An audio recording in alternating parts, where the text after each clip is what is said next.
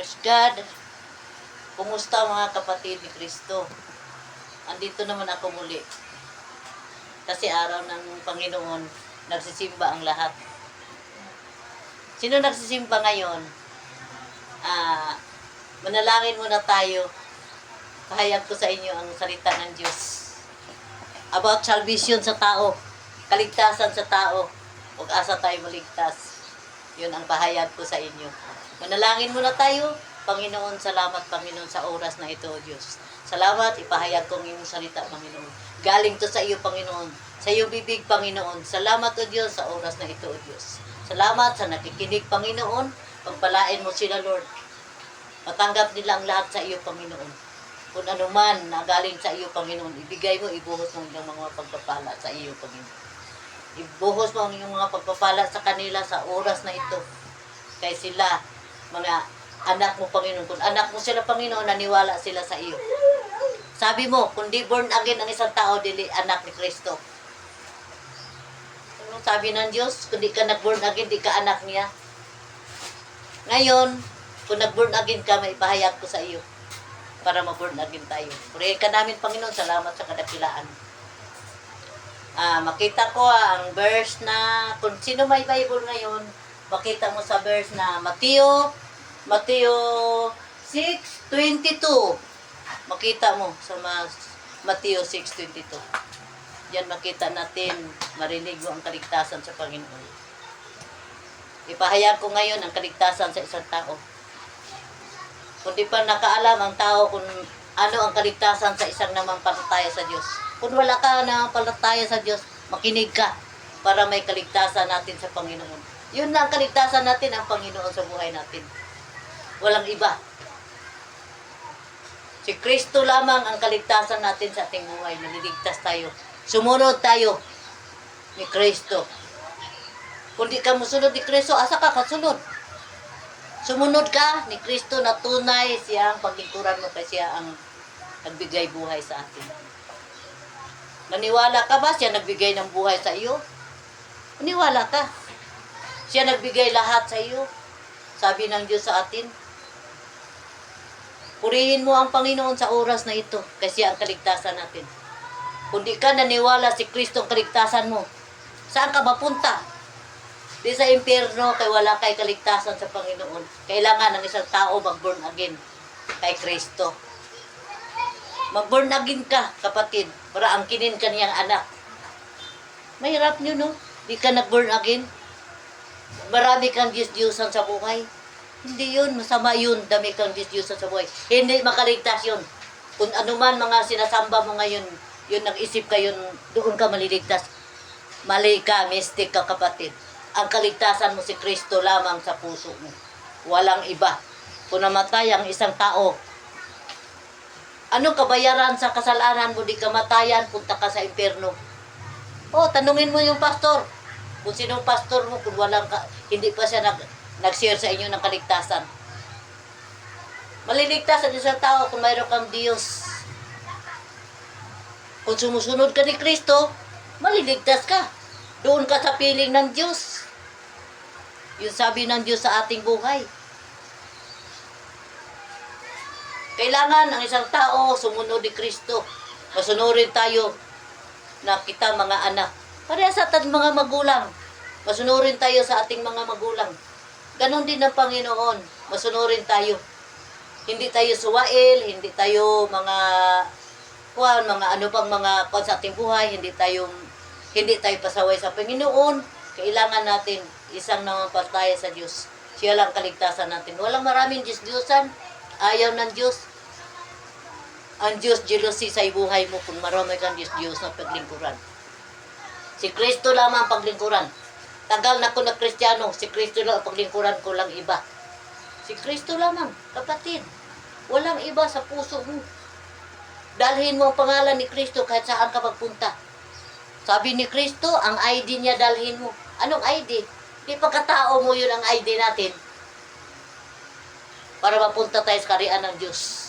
Sabi ni Kristo sa buhay natin.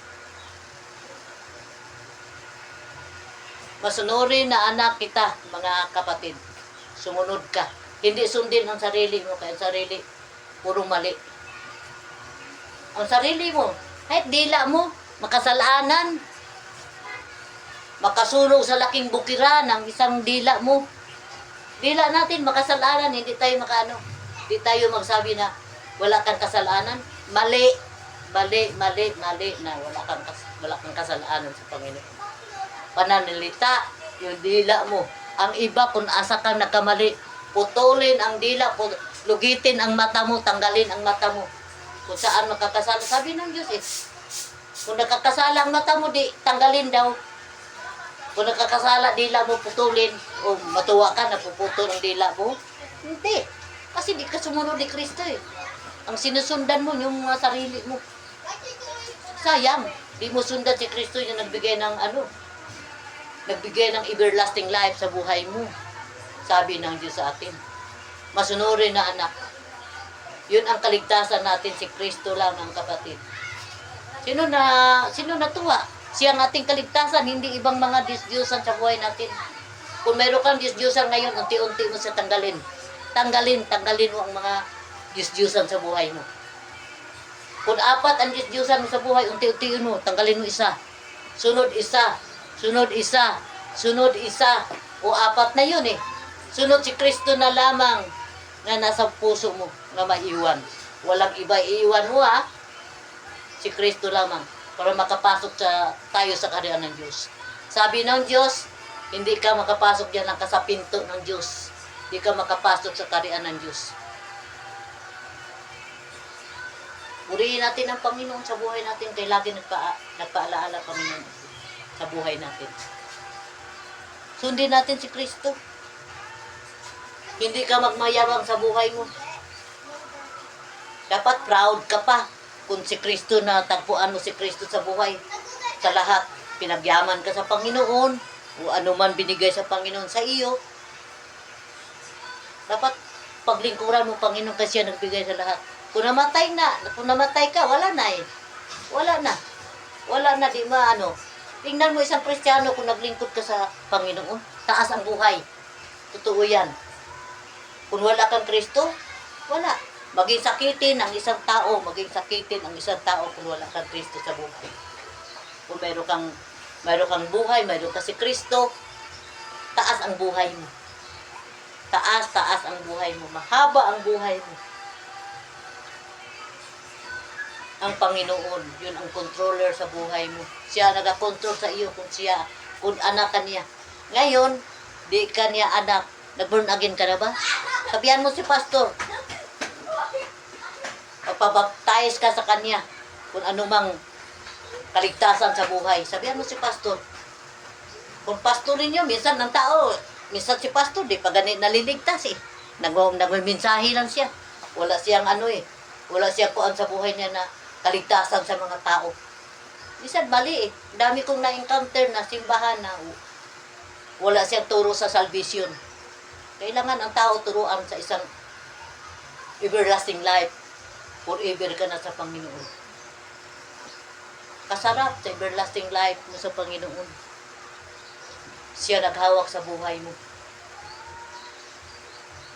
Pahawak ka ng Panginoon sa buhay mo ngayon.